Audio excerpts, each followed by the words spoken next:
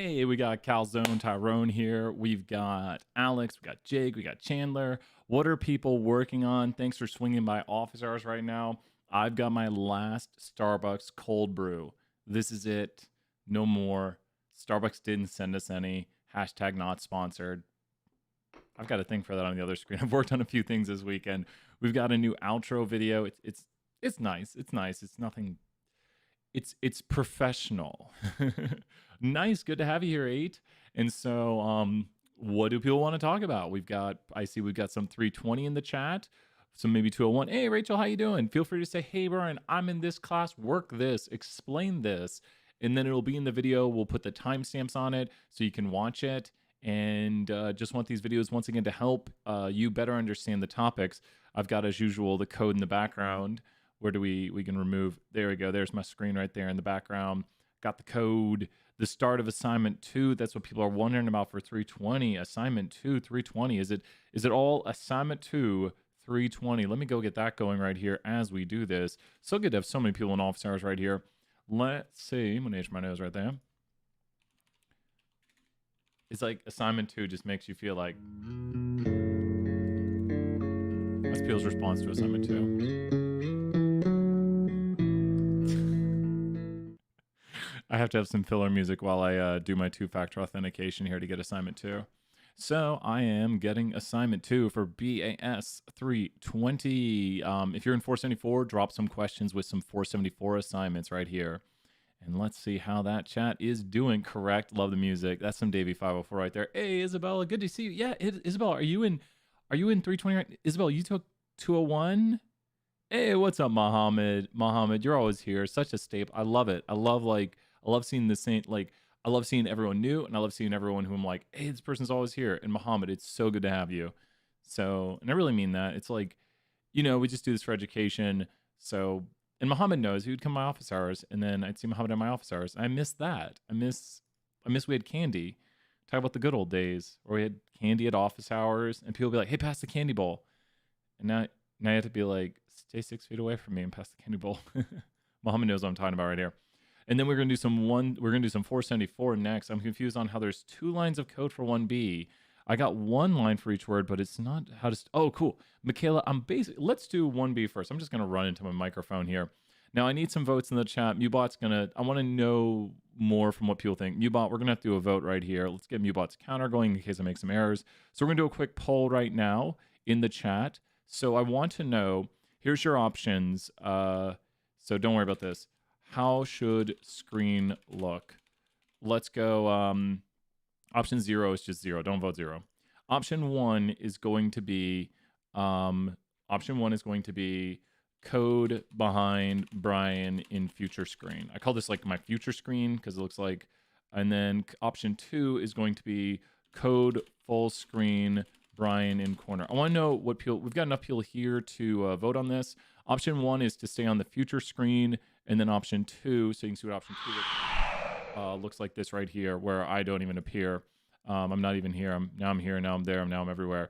So vote which one you want. I'm gonna then use the one that wins the vote. I just want to know what people think. It looks like this screen right here. I've also got this screen right here with the codes behind me like this. Vote 2 is just destroying it. Well, I was wrong. Even Calzone is jumping in, and everyone knows Calzone's votes count 10 times more. So it's cool. I can see the votes as they happen. I guess maybe it's too small for you to see. But we've got at least 10 people watching right now, so you have won out the votes right here. Mubot's going to tell us those vote totals, and we're hopping over to this right here. Okay, once again, this is your call. Once again, I always want to make sure your voices are heard, so thank you for voting. I kind of like that future screen. I'll try to use it for other stuff. Maybe it's good for like opening of class talk, but yeah, it's kind of clear that people are like, no, Brian, full screen this. Let's do it. Okay. So the question was about 1B, and I want to kind of like put some notes here first. Question 1A, build a for loop. Question 1B, take apart a for loop. Okay, so does everyone see that both of these deal with for loops? And for 1A, we're going to build a for loop, and for 1B, we're going to rip a for loop apart. So let's try to build a for loop on our own. Now there are 3 things we need for a for loop. There's big stuff right here, and you're learning tomorrow's lecture. You're going to be super ready for the assignments, but we have to learn the 3 things that go into it. 100 points each person who tells me anything that goes into a for loop. And you can cheat by typing FOR, and you'll see 2 of the things. So if you have your R open right now, just try typing FOR. Skeleton, that's one of the 3 worth 100 points right there. 500 points this week. I'm going to try to hold to it. Vector, that's another one. And then the last one can be seen on the screen. Variable, my gosh, that's awesome. We've got the variable, the vector, and the skeleton. So the skeleton is the only thing that doesn't change. Let's put some notes here for ourselves. Variable, this is placeholder for what changes in the skeleton. So the variable is a placeholder for what changes in the skeleton. And the skeleton is the inside of the for loop. That's why I call it the skeleton. The vector, value of numbers the for loop will go through. And the skeleton, if I knew how to do a hashtag, skeleton code that never changes. And it's the code that runs inside the for loop that never changes. Does that make sense? So let's just kind of theoretically build our own for loop that is going to print something like, I am so-and-so. And let's make up 3 names here. Let's make up the 3 coolest names ever. I'm going to, there was a name I liked growing up. The name was Asher. I don't know. I thought it was like a cool name. I was like, I don't know. I thought it was the coolest name ever. So I'm going to pick that. Brawl. Yes, that is the coolest name ever. Okay, so let's do this. Let's go here and call this names. And we need one more name right here. We got Brawl. So we got Asher. We got a tie. I don't even know what I'm doing. And then we got Brawl with a lowercase. Rick and Morty. Oh, man. So then we're going to go Rick and Morty right here. And Brawl purposely has a lowercase b. That's how you spell Brawl. Brawl does not have an uppercase b. All those uppercase b brawls, they just be pretending. They're not real brawls. So what is it? Mubot actually has a name. Mubot got a name on Friday. Mubot now knows its name. What's your name, Mubot? Oh, and he knows Poggers. That's a Twitch quote. I think that's Mubot's name right there. So here we go. Cool, Mubot. Good job. Stay on track. So here we go. It's me talking to myself. What we have right here is where will names go? What do you think makes the most sense to put into names? So we're going to build, this is question 1A right now. I'm actually doing question 1A as we speak. And so where would names go? Like, what is names? It's which one of the, is it a skeleton? Is it a variable? Is it a vector? What does names pretty much represent right now? Names is a what? Names is what one of these 3 things? It's the vector. Nice job, Alex, right there. 100 points, Alex. Keep up. Maybe you'll get them all today. But the more you learn this, it's names, actually. This is the vector it will go through. So now we need to create a placeholder. And let's just call this my name. Okay. So it's for my name in names. This right here, and I can't state this enough, it doesn't matter what you call this. Usually you want to choose something that makes sense. Like I'm like, it doesn't matter, but usually you want to choose something that makes sense. Like if you're dealing with positions, you might choose I. It's very easy to work with that. If you're dealing with like days of the week, like in your later problems, you might call it something like day of the week. You can do your underscores or whatever you want. You just can't do spaces, but this is the placeholder for what will change. So I'm going to call it my name. Now here's what I'm going to do. And let's just think about what this code is going to do. Here's my skeleton.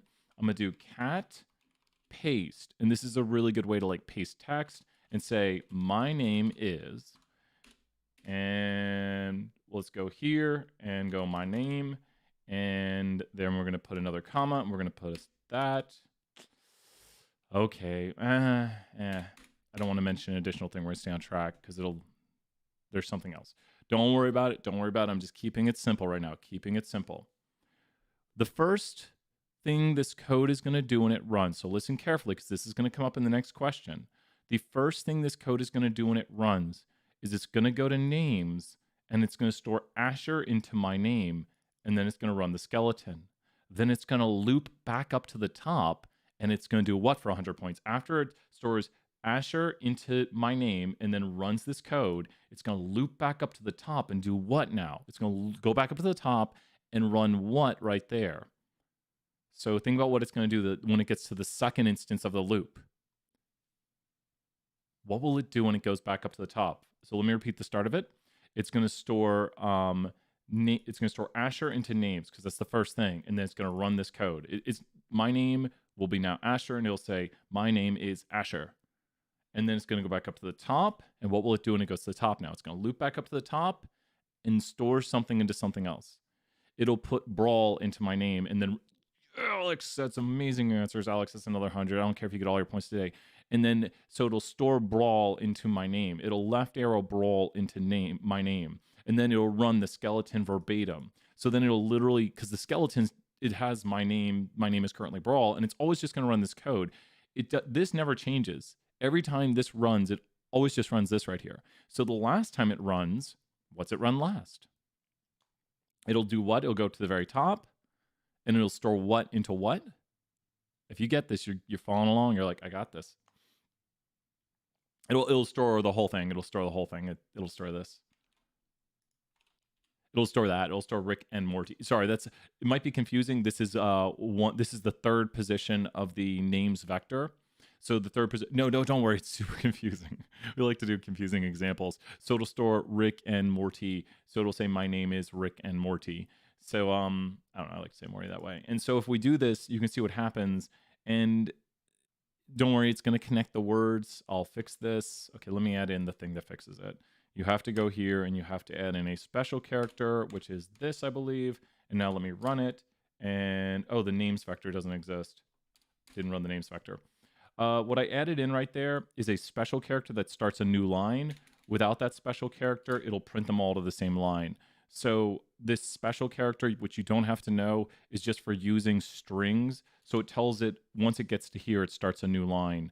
And if you're wondering why I didn't put the period, it's because now we need an additional argument right here with sep equals nothing, and then we have to change the formatting. So this should now print that. And so I changed the separation. The sep argument right here just chooses what separates every argument. So I made it to nothing, and then I controlled it. So it was a little more complex to get exactly what we wanted.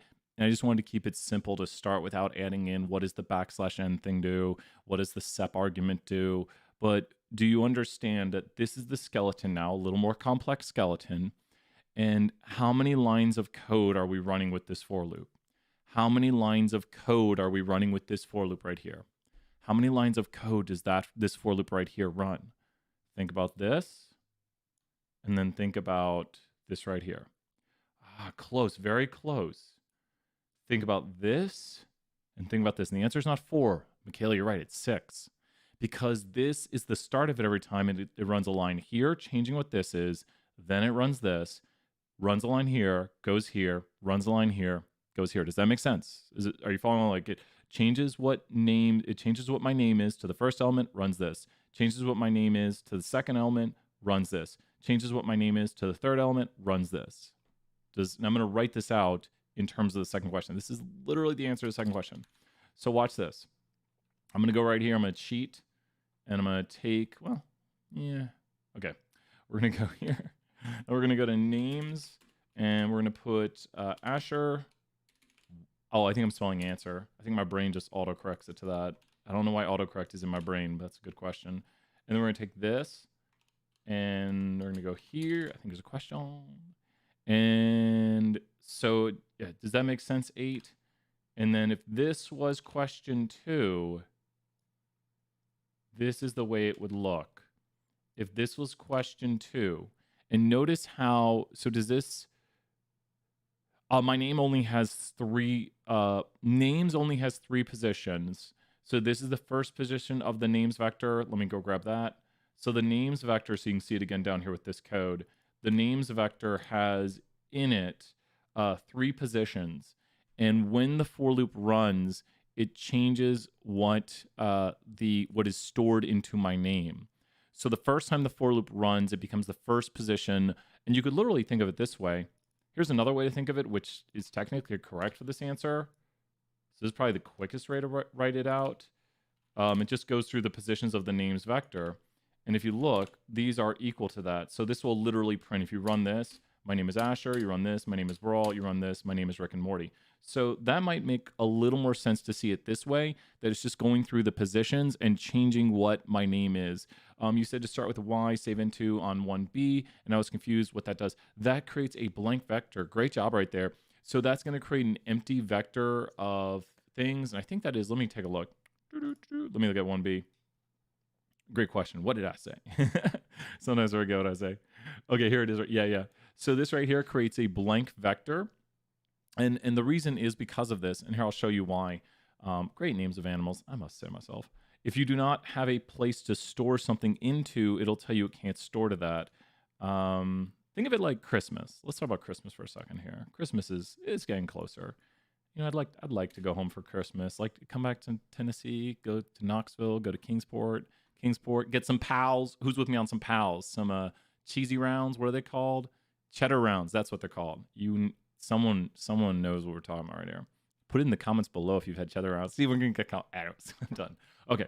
So what goes on right here? Object Y not found. How does this compare to Christmas? If I were to tell you, Michaela, yeah, you got me right there. I like it. So with this right here, I'm saying to you, put these things in this present box. Like I'm saying, okay, put this thing we bought, because we're creating this thing right here. We're creating NChar word. This is the object.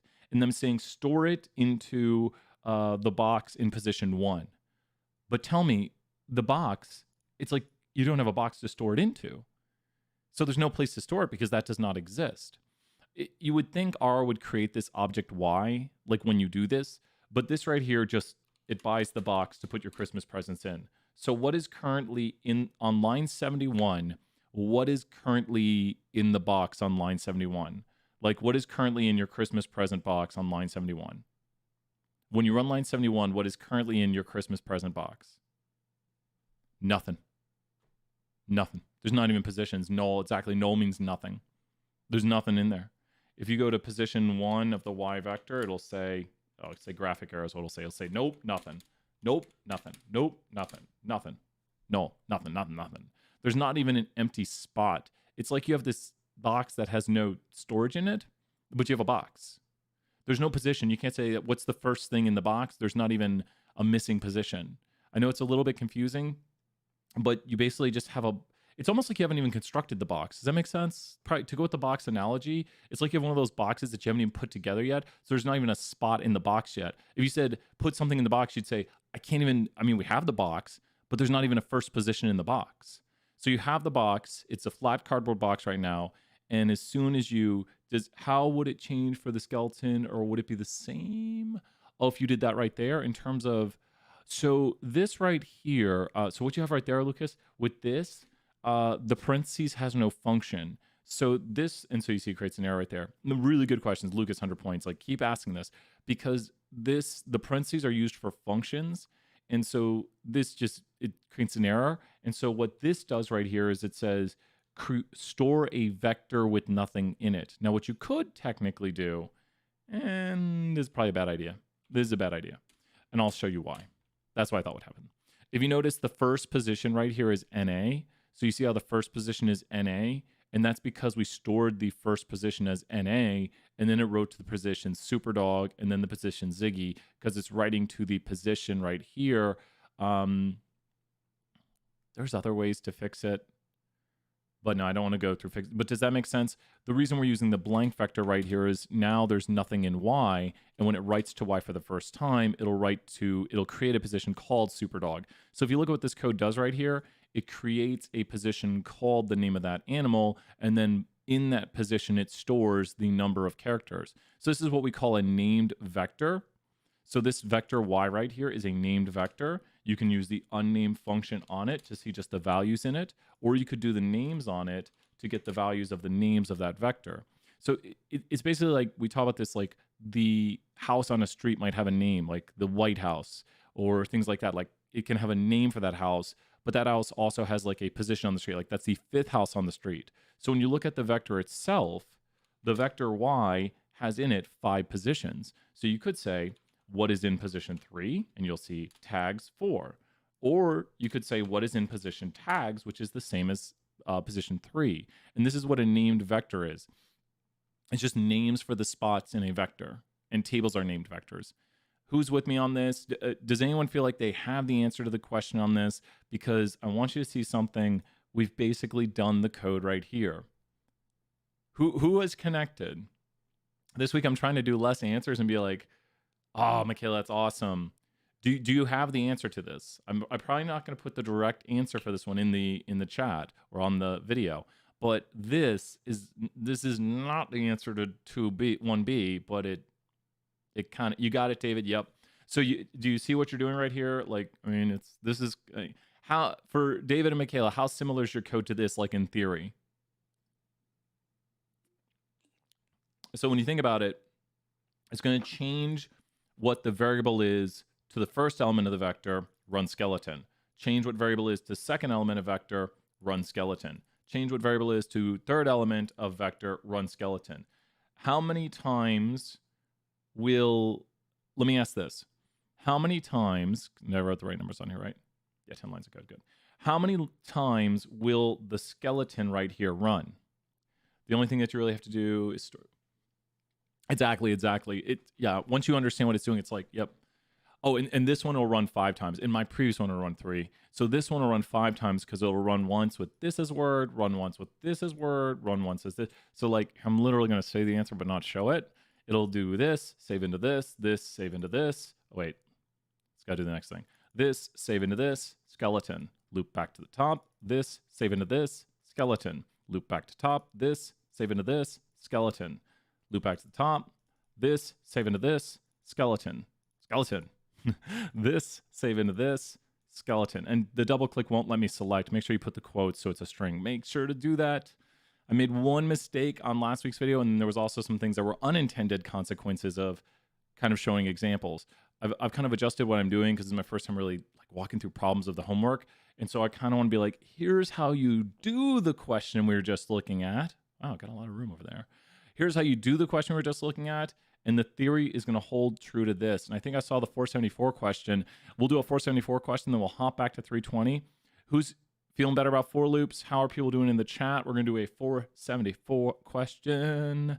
Hop back to the DDR screen. Anyone else play DDR as we do this right here? Let's do a little. Who else? 1D on 474, you bet. 1D, making sure I don't got coffee. Could you please help with 2D for 474? You got it. 1D and 2D. Let's go ahead and take a look at those. I'm going to pull those up in the background right here as we listen to some Mike Tyson's Punch Out and we listen to some Mega Man. Just relaxing here, getting the assignments up. Let's do some 1D and 2D for 474. If you're watching and you're in 201, 320, 474, feel free to ask any question anytime. Say, hey, Brian, can you do this? And I try to put the questions in order, and then we just kind of work through them. We just, okay, I think we're good to go. 1D and 2D. Okay, let me hop back to the main screen right here. Let's do it. Okay, and then we got 2C. So we got a lot of it. We got 1D, 2C, and 2D. Okay, let's do 1D. Okay.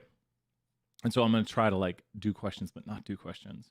Now, one thing you can always do if you're on a certain line of code, and so especially if you're 320, keep listening up because I'm going to give some coding tricks here. It's just things I wish I had known when I was first learning how to code. If you are down here on a line of code all the way down here, then you can run all your lines of code above by doing this. Run all your lines of code above. So that ran everything above, so it loaded my my data in and everything I wanted. We didn't see any errors, which is good. And we've got our data frames loaded in. This is the run all chunks above. This is the run current chunks. And this is settings for the chunk you're on. You can also skip down to chunks. I should have probably just been like, oh, 1D, look, we're here. That would have been way quicker than scrolling around. Okay, I know which one this is. We got this one. I think we might have done this in another video, but we got this. So this one right here, we always code. Everyone knows how we code by now. We code in little bits. That's how we code. So this is great review for 320. It's a complex code we're looking to do right here.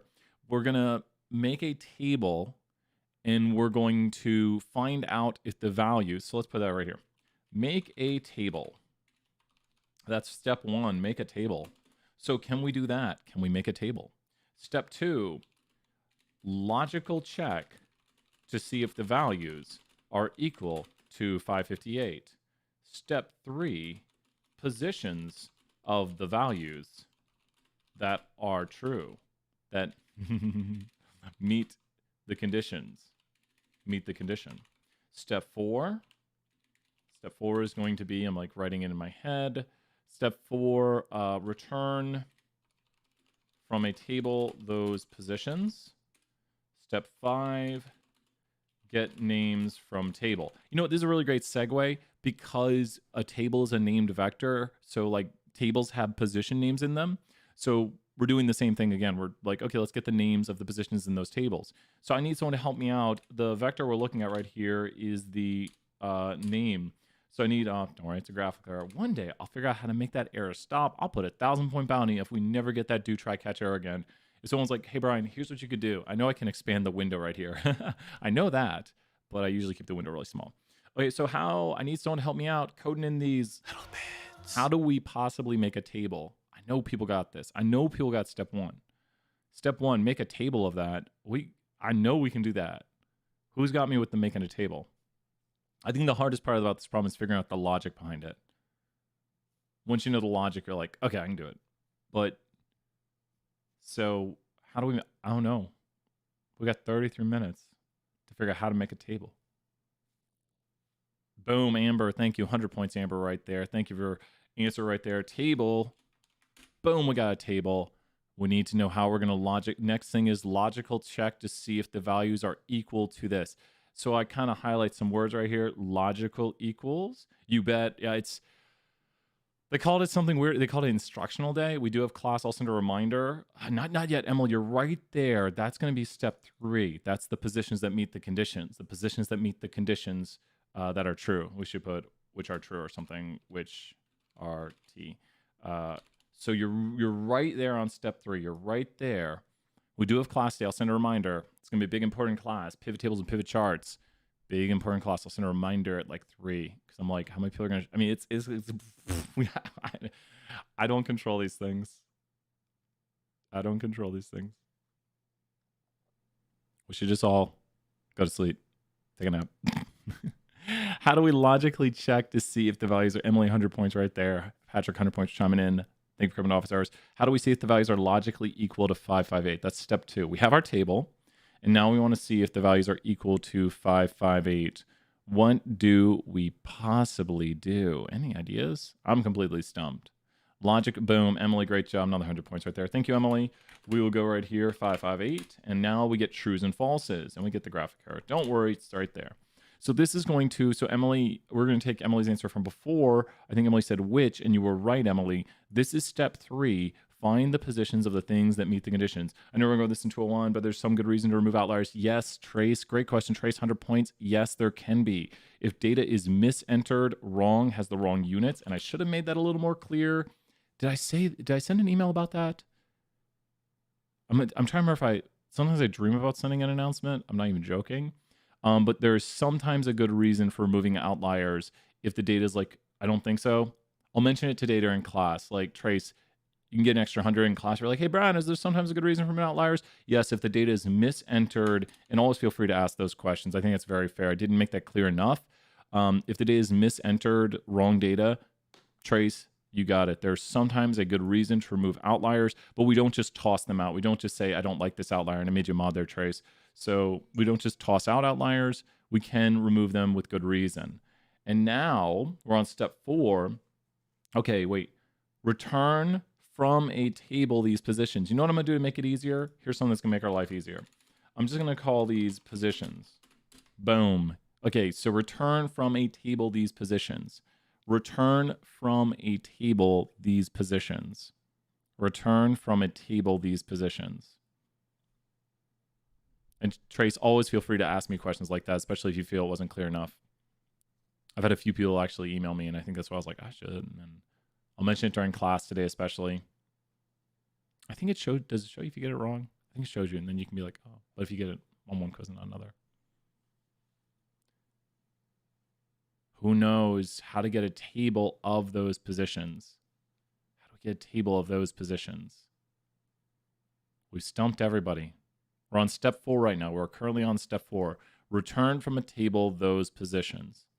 Return from a table those positions. So we need to make a table and return the elements in those positions.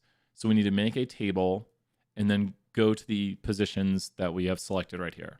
And we called it positions, so we can just take the elements in those positions with some square brackets. Who's got me right here? Try to write this on your own. Try to write this on your own. So it says we need a table. So we got to go to a table. We need to make our table again. I'm going to write this part of it out. So we've got table by $name, and then we have to go to the positions there. How do we go to those positions? Uh-oh. Got 29 minutes and no one knows.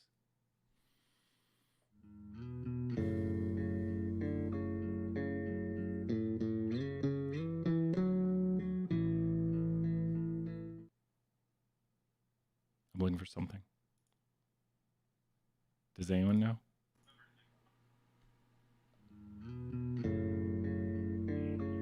It's super sad time. It's raining. Got my sad rain on the screen now. Close, Victoria. Victoria, 100 points. So we have our table right here. Does this make sense? Here's a table. That's a table. Now we want to go to the positions on the table. I've already stored this as position right here. So these are the positions of the things that we want. This was steps 1 through 3. Now we need to just return from a table those positions. So now we have a table and we need to only get the things in these positions. So this is the first part of it right here. And so now you're right with the square brackets, but we just want the things in those positions. We want to make the table and then take the elements in these positions. So you're super close. You're super close. I want people to be thinking through this. We'll do the next question here.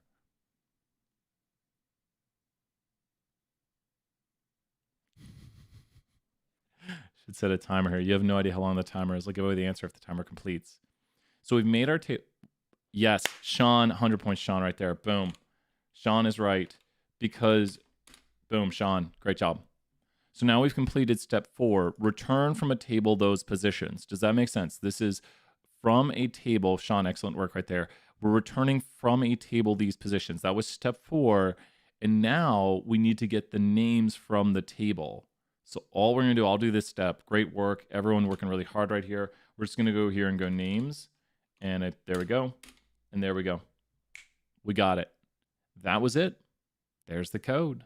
So once again, if I give away a code, I'm usually going to take a little longer to do it. And I want to walk through the steps and make it very clear what we're doing, how we logically can think about the little bits, like the steps as we make it, so we can kind of do it in order and be like, okay, here's what we should do. There's different ways to do this, I'm sure, but this is using the which and going to a table and get the things that meet the conditions. Discord makes all kinds of noises on my computer.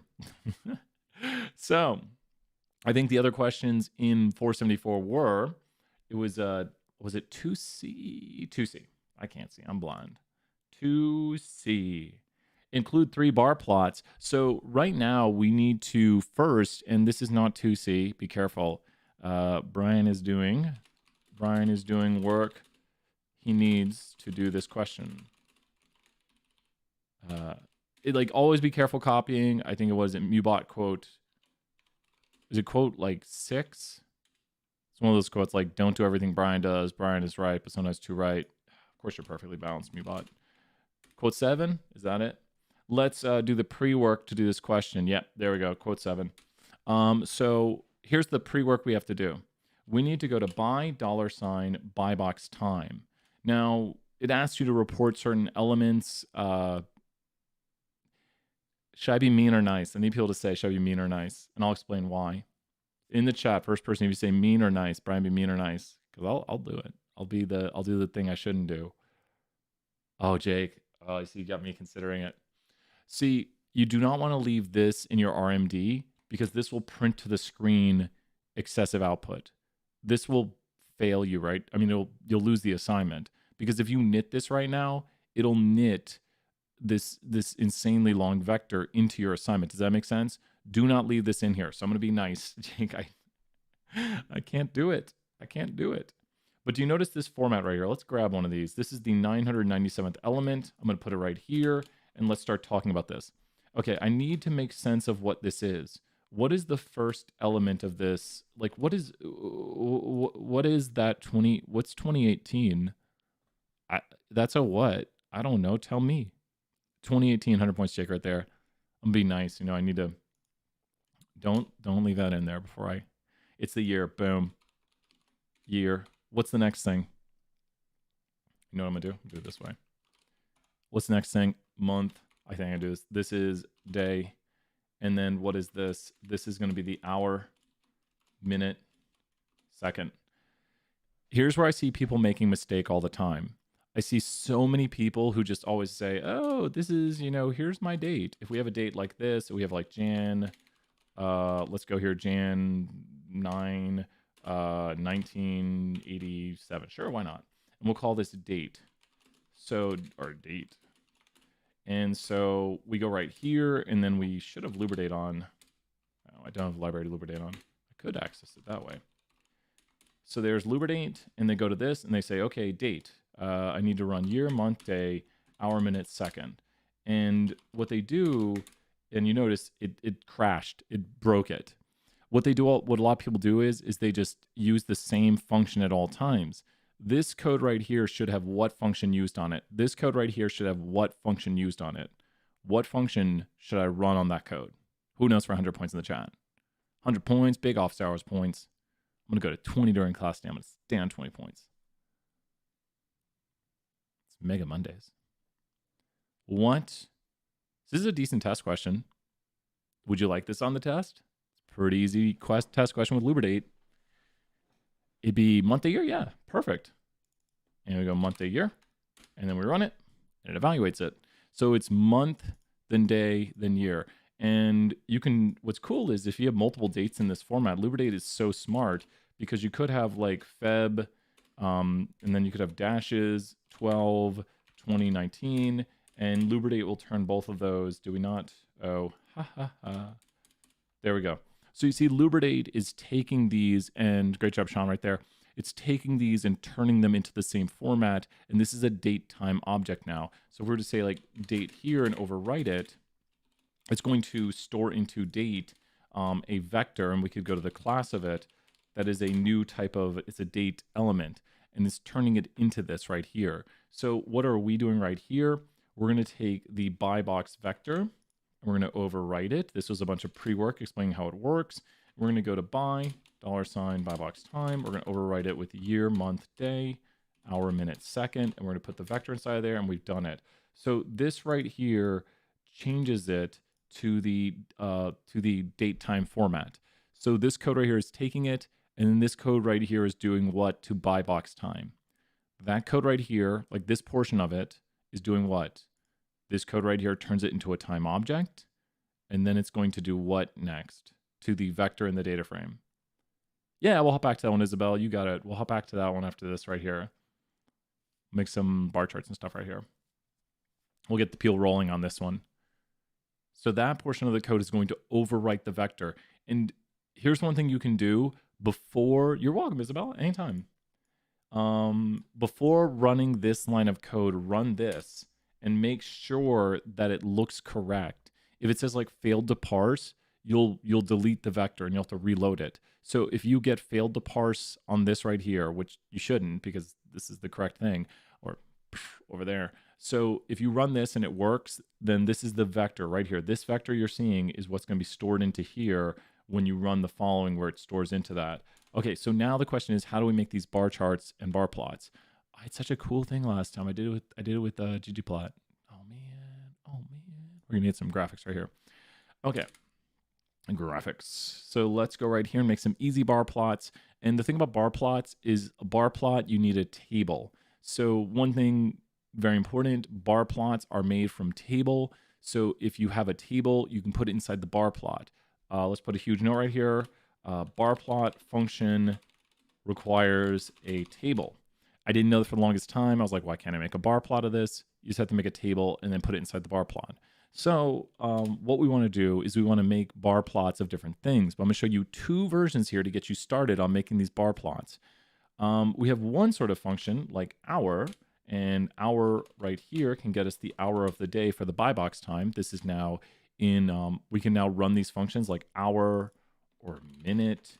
And you see we can get all of these different things right here. We can run day, we're going to run weekday, and you can get all these different things from the data. This is why we create the date time object, because R can now figure out like what day of the year it is, what day of the week it is. You can go year day and it will tell you the day of the year that someone went and made this purchase. So we could do something like hour, and let's go here to hour and buy box time. First step is to make a table. What do we code in? Little bits. Let's see if our table works. We do have a table that works. And now we're going to go here and we're going to put it inside of a bar plot. There we go. And we have now made our bar plot of the hour of the day. It's kind of weird. It's got this kind of like floaty pattern where like, and I have no idea why the purchases on Amazon have this. Why does it have like, why is it a multimodal, trimodal distribution? Going back to some 201 talk right here. Why is it a trimodal, mostly a little right skew, symmetric-ish? I don't know. That's weird. It's weird. Why are people buying at night, middle of the day, early in the morning? Is it time zones? Wouldn't that just make everything even? I don't know. We'd have to have some domain knowledge to go back to 474, which is when you understand your data. Now that we've got this, you'd be like, cool, everything's going to work. But there are some changes. One, you can just change this right here to day, but you know, day right here, well, that's, we want weekday. That's day of the month, I think. This right here is a very flat distribution, and we see right here that we don't really know what the days are. Like, what is day 1, day 2, day 3? And day 1 should be Monday, but it's going to be Sunday. But what could we do? We could add in an additional what. I need someone in the chat to tell me. I'm going to put it right here. We could add in an additional what? What is that right there? We can add in it, boom, JSON, 100 points. Yep, label. This is an additional argument. And notice how it auto-completes, label equals true. And now it's going to put the days of the week below there, and we can see the days of the week. You can also, do some fun stuff if you want. You can go here to the bar plot. Notice how I'm inside the bar plot portion of it, because the last thing is to go outside the bar plot. So I'm inside the bar plot portion. It's a little confusing. It's like, okay, that's the end of the function. Let me go to the bar plot portion and do call equals, you know what? We're doing it. We're going some UT orange because that's the color code I have memorized. And there's some UT orange right there. FF8200. When you do enough with the UT color, you slowly memorize it. But that's the UT orange color code, FF8200. So I did some hexadecimal color. If you just typed in orange right here, it will do orange, but it won't be UT orange. It'll be some weird off-color orange. So that is the not UT orange. And yeah, so this right here, Jason, do you think this is enough for people watching right now? Do you think you would understand kind of what to do from here? We're going to hop back, I think, to Isabel's question. But I think this gets the ball rolling. Bar plot functions cannot be found. Do you know why that is happening? Bar plot. The S is probably doing it. One extra letter will change everything. One extra letter will change everything. So try just bar plot. Always when you're typing a function, start by just typing the first few letters and then let it, there we go. And so I think, yeah, Jason, this should have people on track and be like, okay, I understand what's going on right here. But we have a question from Isabel. Wants to work on, I saw it just a moment ago. Where'd it go? Number 3 on assignment 2. Let's hop back. We do. Is this the right one? Yeah, there we go.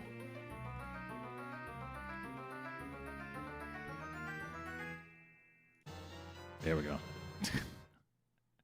Sound effect didn't work. It would, but yeah, anyways. Okay.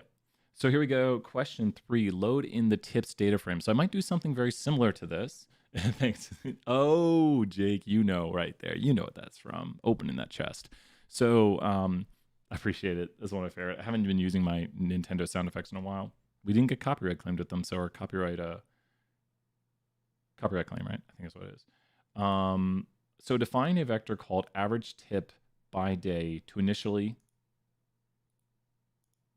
we can't spell, initially be empty, then write a for loop. How do we define something to be empty? Like if I wanted to create something called vector and define it to be empty, how would we in the chat right now define something to be empty? Like how do you store nothing into it? We probably have that on one of our previous things we did today. Like how do you define something to be just generally empty? There's a few ways. That is like an empty string, Evan. 100.7 right there. Well, that's a string with a space in it. What is a vector with nothing in it? We saw it earlier. What is a vector with nothing in it? Like, here, I'll do this part of it right here. If we want to define something to be empty, like have nothing in it. So we go right here, and we call the name it wants, and then we're going to store it. Boom, Lucas, 100 points right there. Lucas, great job. And once again, it's a graphical error. Do not worry, the code ran. I think you can use null. I don't usually do it that way. Yeah, it works. Evan, 100 points again. You can do it that way. That's not my way of choice. Once again, there's always 10 ways to do things in code. You could probably even do it both ways together. That works too. You don't have to do that way, but here's my way of choice. And then we just saw 3 ways down here at the bottom that produce the same desired result. So we're just defining an empty vector here. It has nothing in it.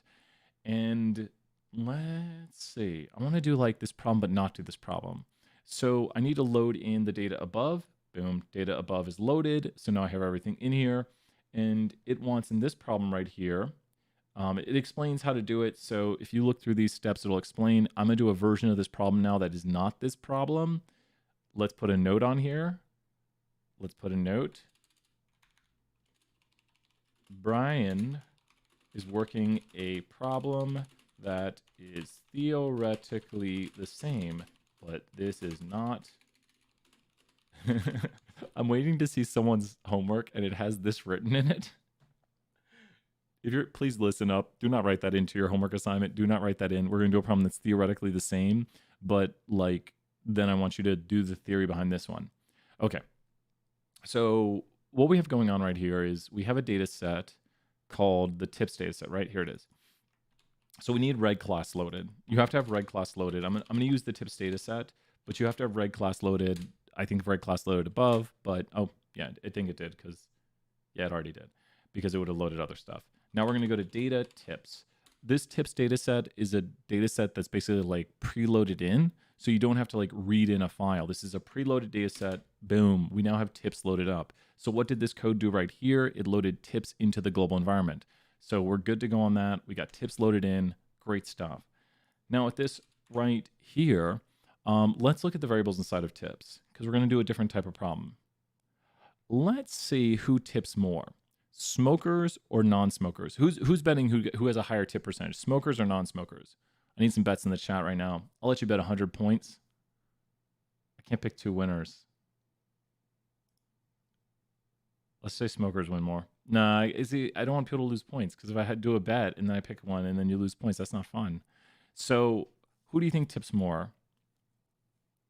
I don't know. Like I'm theoretically the same because I know like smokers generally drink more to think you could smoke. My theory, okay, that's my theory. Smokers drink more. Not saying if you smoke, you drink. But I think there's, you know, if you're going to a restaurant and you're smoking, you're probably more likely to have a beer or a glass of wine or like you're at the bar. Like, do they still have smoking areas in restaurants? I don't know if they do. That's like, see, like 20 years from now, people will be like, you could smoke in a restaurant? I'm like, yeah, it was all the time. You go into a restaurant and that smoking area, you just go into it, it's like a cloud of smoke hits you. And the whole restaurant will smell like smoke. So I'm going with smokers tip more. We'll find out and let's do this. So what we're going to do here is we want to first find, you know, we're going to make, let me put it this way. Let me put it in steps. Step 1, make a vector to store the values, which is what we just did a moment ago, but we're doing a different problem now. Okay, so step 1, make a vector to store the values. Let's say tips by smoke versus tips by people. Okay, tips by people, and that's my vector I made. I made a vector called tips by people. That's where I'm going to store my values. Now we need to write a code, which is similar to yours. Write a code that subsets smokers / non-smokers. Okay, so I'm going to write a code that subsets smokers or non-smokers. So what function am I going to use? Help me out with the function I'm going to use to write a code that subsets people by smoker or non-smoker. Like, just tell me the function I'm going to use. All I want to know is the function I'm going to use. I'm just going to write a code that is going to be my function that I'm going to use right now. What function will I use? You tell me what function I'm going to use to do subsets. Anyone know what function I'm going to use? To write a code to subset. I'm going to start writing this right here. That's a hint. What function will I use for 100 points right here? Who knows? What will I use to do my subset? I'll start writing the inside of the code while everyone debates the function we will use.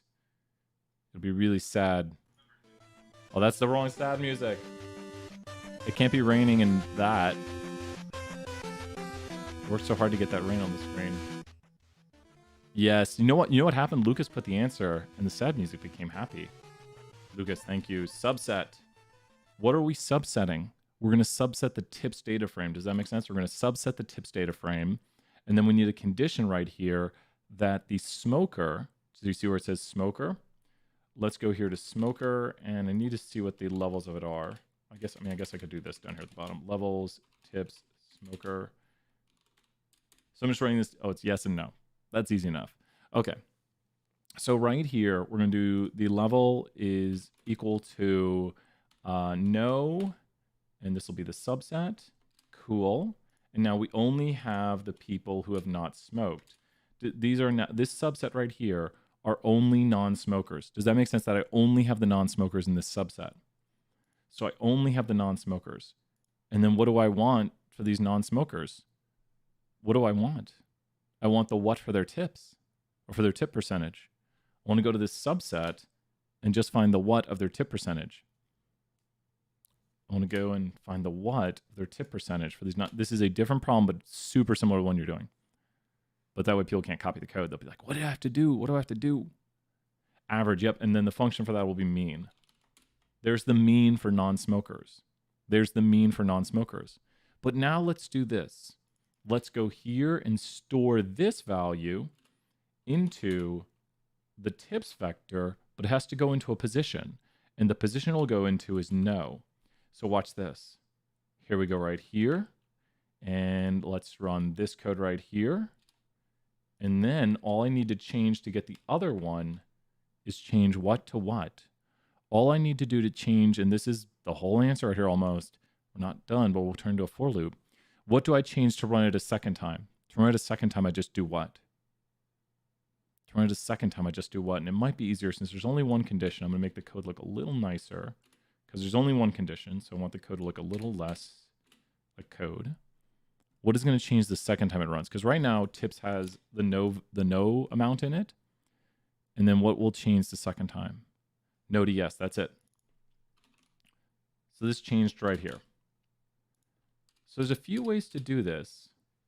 And do you know what I actually just built right here? Do you know what I built?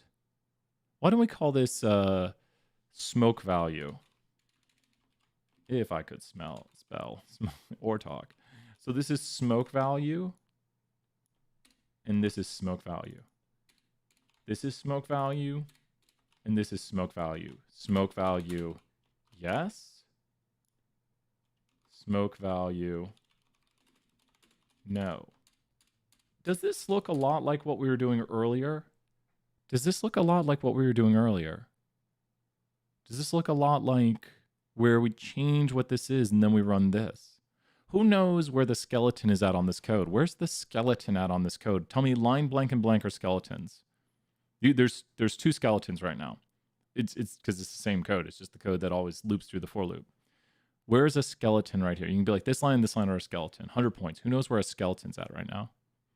It's the code that always repeats. It's the code that just like always repeats. Those are parts of skeletons, Lucas. Those are parts of skeleton. The skeleton right here is actually 2 lines of code, and it happens twice. So the skeleton is the code that never changes. That'll be the inside of the for loop. And so basically, we go through the next value in the vector, and then we run the skeleton. And then we go to the next value in the vector, and we change the skeleton. Where does anyone see? We need someone to tell us where one group of skeleton is at. Do you see a skeleton? Do you see a skeleton? Who knows? We got 5 minutes. This is a good one to end class on. We're not our office hours. So be thinking over, where's the skeleton at? It's easier when there's like 40, 50 people watching. Because then someone's like, I see it.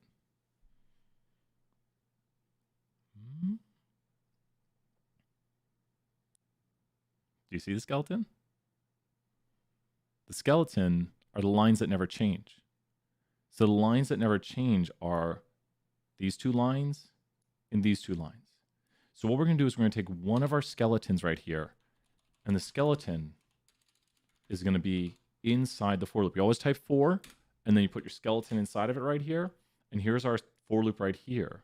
Now I did an indent. I went to edit, indent code, so it's re-indent code, but you can do it with Control-I. So right here, we almost have everything set up we need, but with what we have right here, let's take a look. What is the name of our variable right here? What is the name of our variable? What is the name of our variable? What is it mad about? Oh, did I miss something right here? What is the name of our variable? I missed that. What is the name of our variable in this code down below? What is the name of this variable in our code down below? Anyone know what the name of the variable is? The variable is the placeholder that will change as we run the code. The variable is the placeholder that will change as we run the code. What is the name of the variable? Thinking it over, what's the variable that is the placeholder that will change? It's the placeholder we use. Someone's afraid I'm like not streaming. What will variable become? Now that we have our skeleton inside of here, what will variable become? Variable. So sad. One thing of sad music.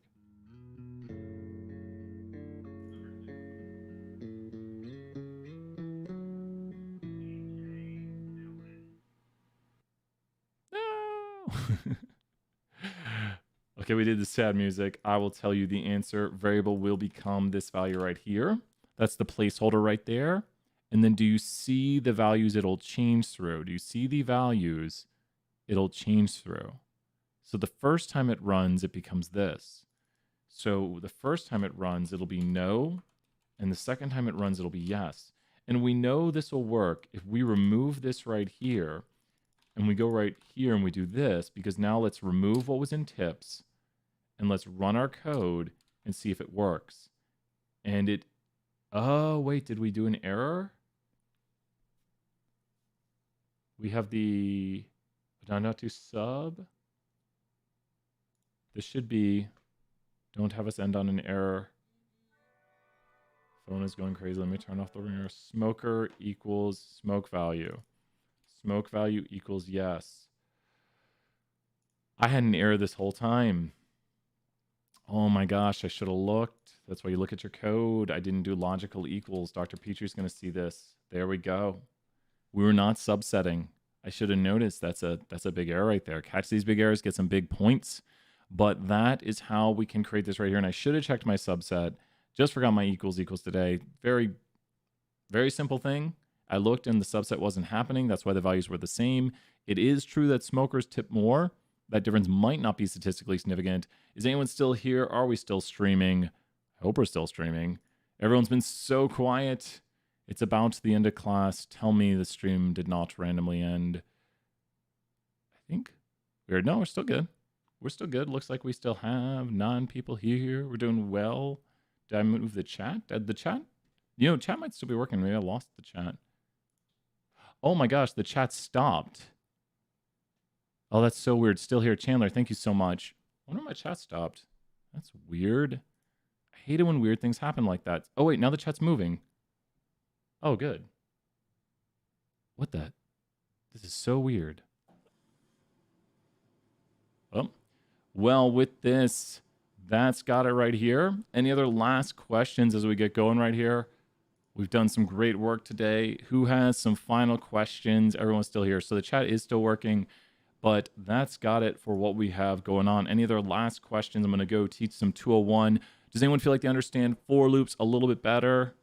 What are the thoughts on for loops and also the lubridate we're working on? I think that's going to be the end of class. We did really well. Good office hours today. Lots of great stuff covered. I thought we stopped streaming or something. We had some weird, like on Friday, we were streamed to Twitch and YouTube, and then all of a sudden it crashed. So get a little bit afraid sometimes. I think that's got it. With that, I'm going to head off. And if you have questions, email me. Are people doing all right on the assignment? I think we're doing pretty well. I will see. I'm still pretty confused. Probably going to get... Yes. Hop on the Discord. Ask questions. I know I didn't complete the whole assignment on here. I wanted to switch it up a little bit. But keep working it. It's a lot of work. It's pretty tough. You can do these questions probably in like 2 minutes. You're welcome, Jason. Thank you so much. I was like, no one's talking. I was like, are we still streaming? But you can do these questions if you know how to do them. You could do this assignment in 5-10 minutes.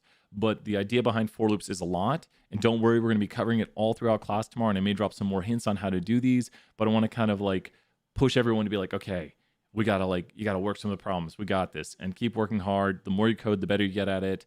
That's got it. I will see everybody here soon. I think I can fully understand 1A. I would get it, but I don't. Yeah, awesome. Hop on the Discord, say hey to me, and we'll do it. We will work the problems. I will see everybody soon. I'm going to be streaming to 201 soon here. So bye for now. Bye.